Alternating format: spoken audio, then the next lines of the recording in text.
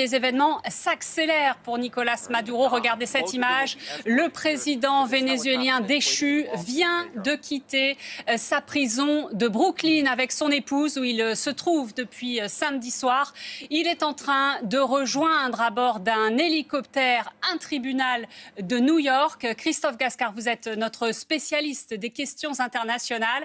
2 jours après sa capture, Nicolás Maduro doit comparaître à midi, heure américaine, donc devant un tribunal new-yorkais. Exactement, 18h heure française avec ces images, vous les voyez, qui ont donc fait le tour du monde, diffusées donc en direct aux États-Unis, comme les Américains savent le faire. D'ailleurs, où l'on a pu suivre justement cet hélicoptère qui transportait donc Nicolás Maduro, ainsi que son épouse Cilia Flores, âgée de 69 ans. Sachez qu'ils doivent répondre de 4 chefs d'accusation de trafic de drogue ainsi que de détention d'armes automatiques. C'est la raison pour laquelle aujourd'hui ils vont donc être entendus.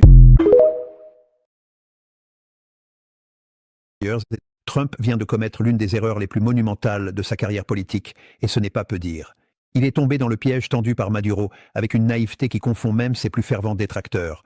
Non seulement il a mordu à l'hameçon, mais il l'a complètement avalé, avec la ligne, le plomb et toute la canne à pêche. Cette opération, qui devait être son triomphe personnel, sa grande victoire géopolitique, se transforme maintenant en cauchemar juridique et diplomatique dont les répercussions vont se faire sentir pendant des années. Donald Trump croyait sincèrement avoir élaboré le stratagème parfait pour éliminer définitivement Nicolás Maduro de l'échiquier politique latino-américain.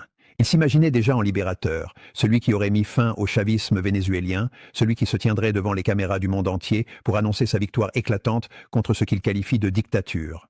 Mais dans sa précipitation pathologique à s'attribuer des mérites avant même que les faits ne les confirment, dans cette course effrénée vers une médaille imaginaire, il a commis une bourde juridique tellement énorme qu'elle pourrait bien faire jurisprudence dans les manuels de droit international pour les décennies à venir. Ce qui rend cette situation absolument extraordinaire, c'est que Trump a littéralement offert à son adversaire, celui qu'il vient de faire enlever et transporter sur le sol américain, l'instrument juridique parfait pour échapper à toutes les accusations portées contre lui. Les avocats de Maduro doivent encore avoir du mal à croire leur chance. Permettez-moi d'établir quelques principes fondamentaux avant d'entrer dans le vif du sujet. Aucun pays au monde